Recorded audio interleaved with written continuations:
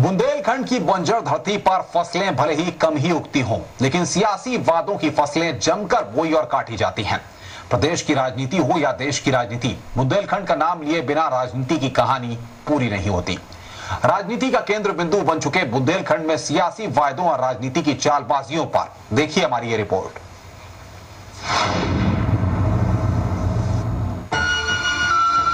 बुंदेलखंड में सियासी माहौल भले ही हर 5 साल पर बदल जाता हो, लेकिन यहाँ के हालात कुछ खास बदलते दिखाई नहीं देते।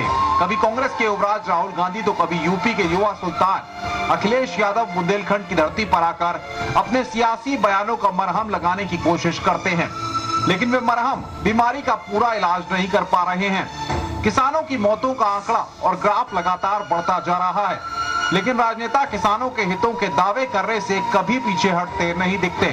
और लोकतंत्र में जनता उसी को समर्थन देती है जो अपना घोषणा पत्र लागू करते हैं। और जो नेताजी ने अपने कई बजटों में उनके बारे में जो कहते हैं, और समाजवादी पार्टी के बारे में जो कहा जाता है कि समाजवादी पार्टी की कथनी और करनी में कोई फर्क नहीं, वो समाजवादी पार्टी ने सरकार में भी सत्य लिखा है। बुंदेलखंड की समस्याओं के नाम पर लोगों के बीच अपनी पैंट जमाने के बाद कई राजनेता विधानसभा और लोकसभा तक पहुंच गए। कई तो प्रदेश और केंद्र सरकार में मंत्री तक बन गए, लेकिन उनकी योजनाओं में दूरदर्शिता का अभाव साफ दिखा। बुंदेलखंड पैकेज दिला देने को सबसे बड़ी कामयाबी बताने वाले राजनेता पैकेज का हिसाब तक जनता को नहीं दे पा रहे हैं। ऐसे में लोगों का ध्यान भटकाने के लिए बीच बीच में जनता के बीच राजनीतिक ढंग से चहलकदमी जरूर जारी है।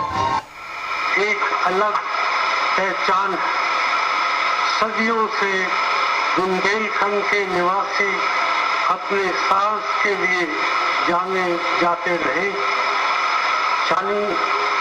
झांसी की रानी जैसे महान वीरों की बहादुरी से कौन प्रभावित हुए बिना रह सकता है। एक समय था जब बुंदेलखंड का इलाका वनों से भरपूर था, लेकिन आज इस क्षेत्र में कहीं कहीं काफी हरियाली नजर आती है। अंग्रेजी हुकूमत के समय बुंदेलखंड में वनों की तेजी से कटाई हुई और इस क्षेत्र की ओर ध्यान नहीं दिया गया। मिली जुली राजनीति की चिंताजनक तस्वीर भी बुंदेलखंड में कई बार उभरती दिखाई दे जाती है। बुंदेलखंड पैकेज से इस क्षेत्र की तस्वीर बदलने का सपना भी धुंधला पड़ता जा रहा है। पैकेज में भारी लूट मची है, जिसे लेकर योजना आयोग के उपाध्यक्ष भी बुंदेलखंड के दौरे पर आए थे।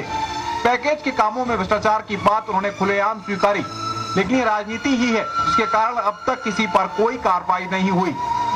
2014 की चुनावी सरगर्मी इन दिनों बुंदेलखंड में भी दिखने लगी है।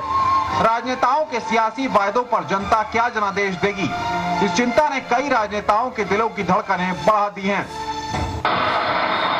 बुंदेलखंड के राजनेताओं की सियासत के बीच यहाँ की जनता ने भी कई बार दिलचस्प और चौंकाने वाले निर्णय दिए हैं। उम्मीद है कि आने वाले समय में बुंदेलखंड की तस्वीर बदलने के लिए जनता भी कुछ इस तरह के निर्णायक और चौंकाने वाले फैसले दे सकती है।